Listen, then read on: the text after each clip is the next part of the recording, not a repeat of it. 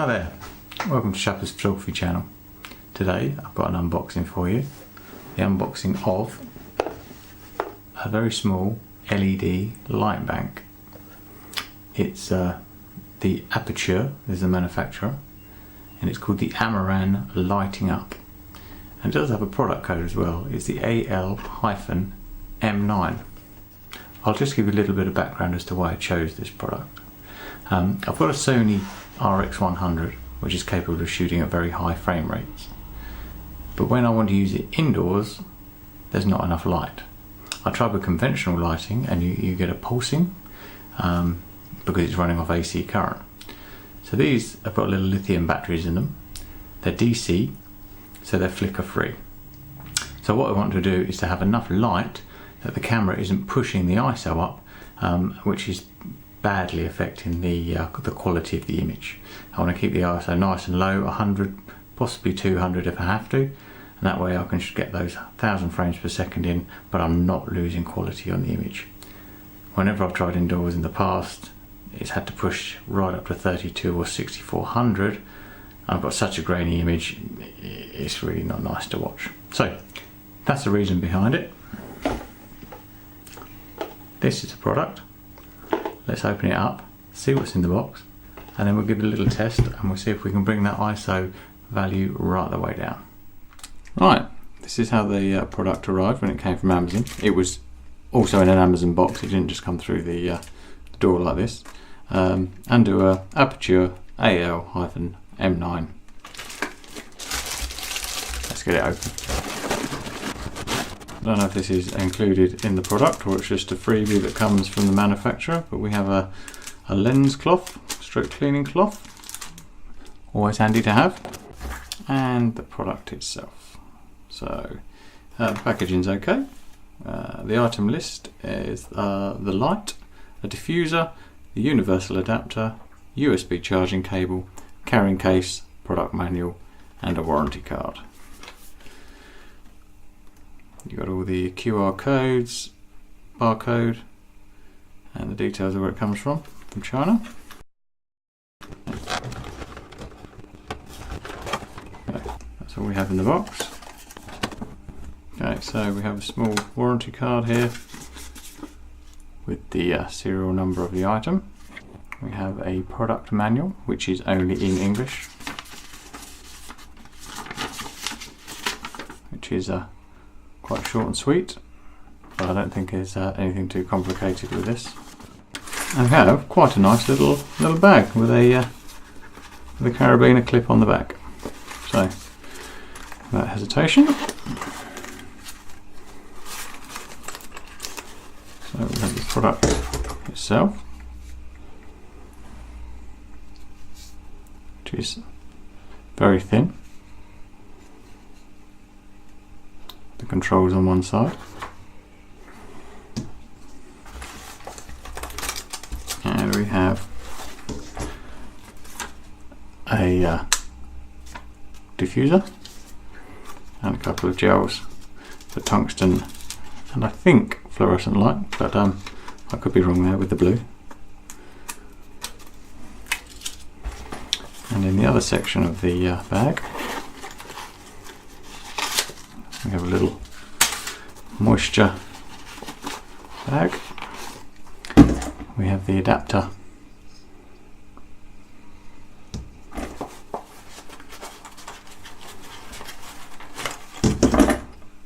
And we have the micro USB charging cable.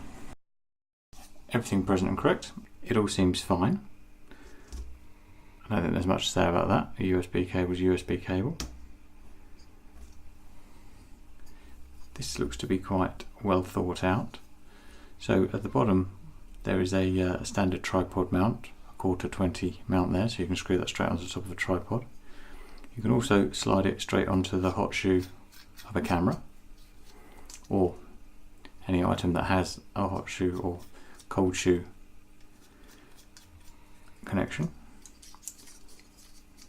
You can take that connector off completely and screw that directly into anything that has a female 1/4-20 mount. Pop that back on there the right way. We also have a screw here so that we can, if the thread doesn't line up and we're pointing the wrong way, we can just undo that and twist it and tighten that up. Handy. And then there's a screw here to increase the width of this so that we can put the actual item in it. So let's see how well that fits in there. Okay, there are a couple of recesses on the front and the back of the item. So yeah, then they've just gone into these little recesses here to stop that moving, and that's not going to fall out anywhere either. So there's no pivot or adjustment, but you can fix that down onto in 3 different methods down onto something if you don't just want to stand it up by itself. Okay, let's have a look at it itself in more detail. So you probably notice it's very small, very compact. It's got a built-in diffuser on the front here, which is held on with magnets. So there are 9 LEDs in all. The cooling is built into the system. There's vents cut there, and the fact that this just clips on allows the front to be recessed, so the diffusion still continues, but it lets the air out from the back, which is a good idea. And I assume the way the gels work, they're just laid over. There we go. And then that's just dropped back on and held on by the magnets, which is a nice way to do it. The only controls are a plus and minus for the output and an on and off. Next to there is the charging point for the USB. So that's without trying to blind everybody watching. We turn it on there. That is the assume the lowest setting. And then we step up through the settings to 100%. And that seems quite reasonable. Obviously, expectations need to be measured on the size of the device, how much light it is going to put out. But I wanted something that was small. I could just add a little bit of light somewhere. Didn't have to worry about carrying batteries. I could just move this around, maybe a little bit of backfill. I say the application I really want it for is for the high frame rate, just be able to put it in close and just flood something with some light without having to worry about getting out big lights and plugging them into the main. So I don't think there's much more to say for the unboxing. That is the contents of the box. What I will do, I've dug my trusty light meter out and we will see what lumens it puts out. In the real world, I know it's measured in lumens. It doesn't really mean an awful lot to me. I actually want to see in a practical example how much I can reduce the ISO for a given situation. So what I'm going to do is clear this away. I'll get a camera out and we'll meter what it's shooting at. Then we'll bring the lights in and we'll see just how much we can reduce that ISO and how much better picture we get. And then I'll post both examples online and you'll see a real difference in what these make. And you can consider whether that's something whether it's worth buying, or maybe you're going to want a bigger light. It doesn't fit your application. But let me get this packed away, and by the magic of video, I'll be back with you soon. The contents of the box have gone. We have now 2. I've unboxed the other one of the little light banks. I've got my light meter here, and it's registering 80 lux in my shadow, which is being caused by the large light at the other end of the room. I've killed all other light sources so we can see the difference that these guys make on their own. So let's get them both turned on.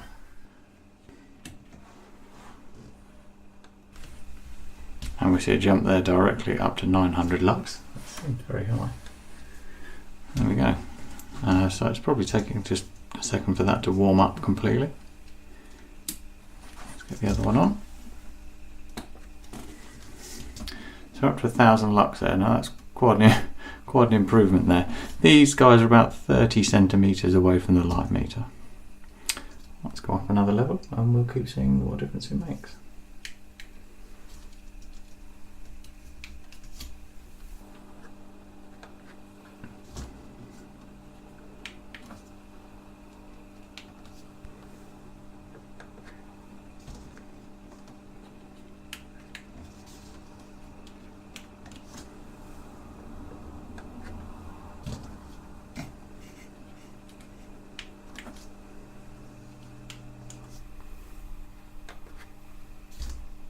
It's interesting there, isn't it, that's...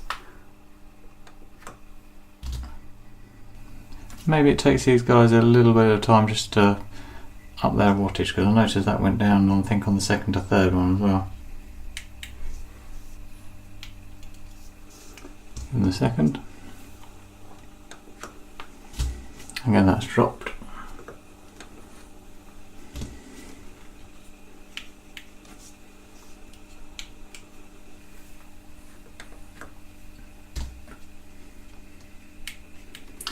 So at this point here, I can't really discern any difference with the light, so having the light meter is quite handy. So 10 stages. I must admit I've already lost count. I think it must be about there though. That's quite impressive. As I say, in the real world that doesn't help us. It's just numbers on a light meter. What I want to do now is go for a practical example. Point this camera at a bowl of juice and we'll create some drops, and I want to see how good a quality image I can get and how much better it is than using the lighting that I had before. So I'll clear this away. I'll be back with you shortly. Okay, so I'm back, and this is the setup that I would generally use. If you ignore these two lights, these are the two lights that we've just unboxed, and they're just sitting on clamps pointing in. They're not turned on and they're not going to be used for this first test, but I wanted to get them in place to save a bit of time later. So we've got the Sony RX100 Mark V here on a little tripod pointing down at a small bowl of orange juice, which I'm going to drip some more orange juice into. I've got a camera running from the side here so you can get the view of what's happening, and obviously it's all being filmed overhead. So let's get this Sony turned on. The lighting in the room is a 5 foot or 150 centimetre fluorescent tube, which is directly above the work surface. And it selected 1/1000th of a second as a shooting speed, which is great because I want to shoot at 1000 frames per second. It's using f1.8, which is the maximum aperture. So you can see, so what's happened here, in order to give that 1000 frames per second, it's had to push the ISO all the way up to 6400, 6400. So I guess what we're going to see at the end as a result is going to be pretty grainy. But we'll film it and then we can compare the two and just see what difference these little lights make. So I'm going to drip some orange juice into here, hopefully without making too much mess.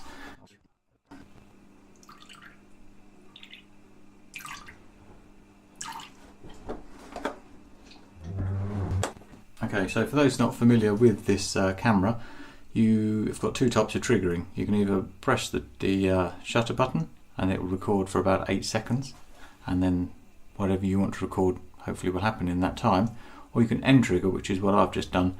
It films on a loop, filling its buffer with 8 seconds worth of footage. So whenever what happens has happened, you click on the record button, and then that just writes the buffer out to the memory card. So I don't propose we stand here waiting because this takes a long time. It's probably about a gig's worth of data there to write out. I'll come back to you as soon as this is finished.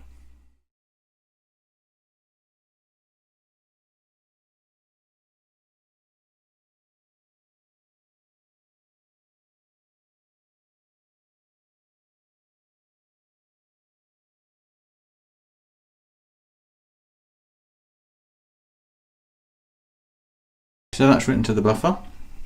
I'm now in manual mode. We have still got ISO of 6400 selected by the camera because there is not enough light. Let's turn these lights on and pump them all the way up. Okay, so the lights are both on full. I've just gone into this manually, set my shutter for 1000ths of a second at f1.8, an ISO of 125, and the camera is saying that's perfectly exposed. And let's see what we get this time. And I'm keen to compare the two. So, a bit more orange juice.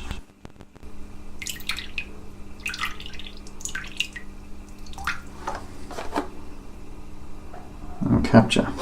Again, this is going to take a little while to write to disk.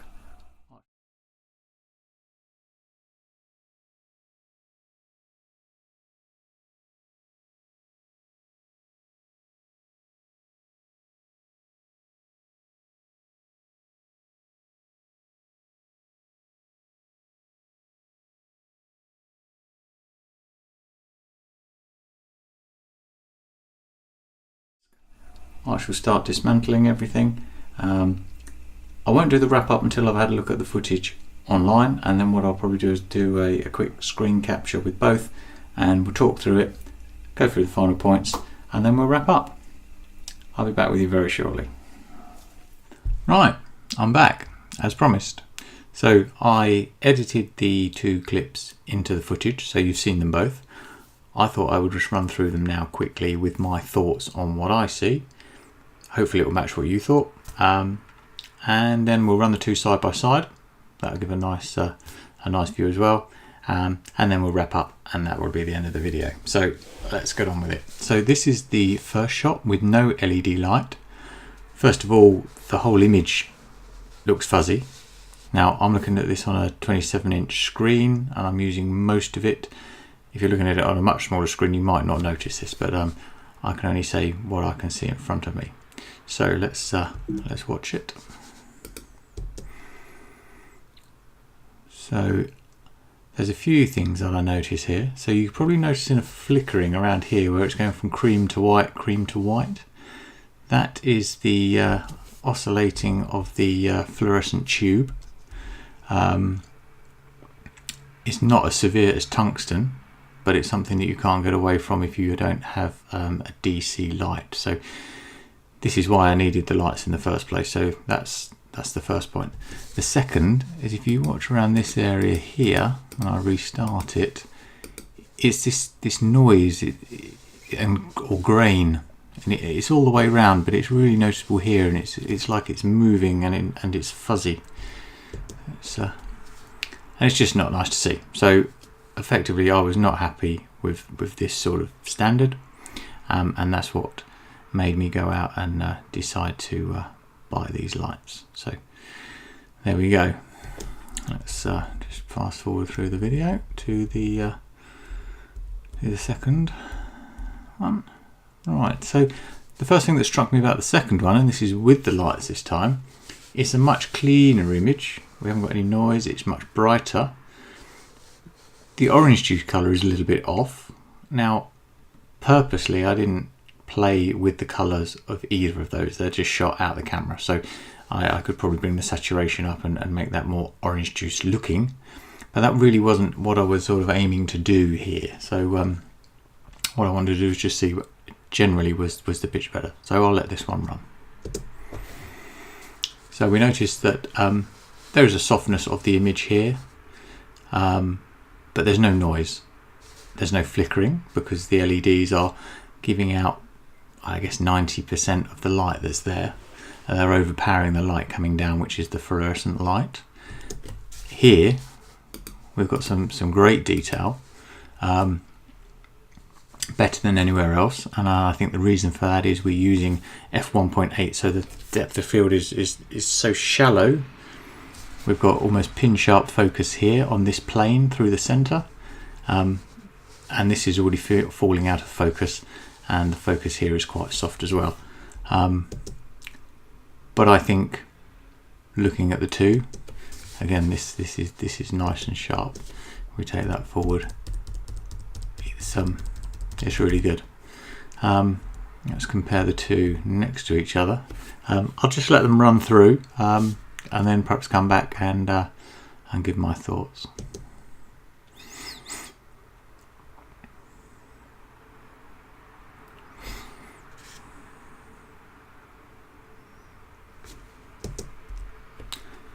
So here's the two together. Again, it's nicely demonstrates where there's no noise and movement here, and we've got this fuzziness around here.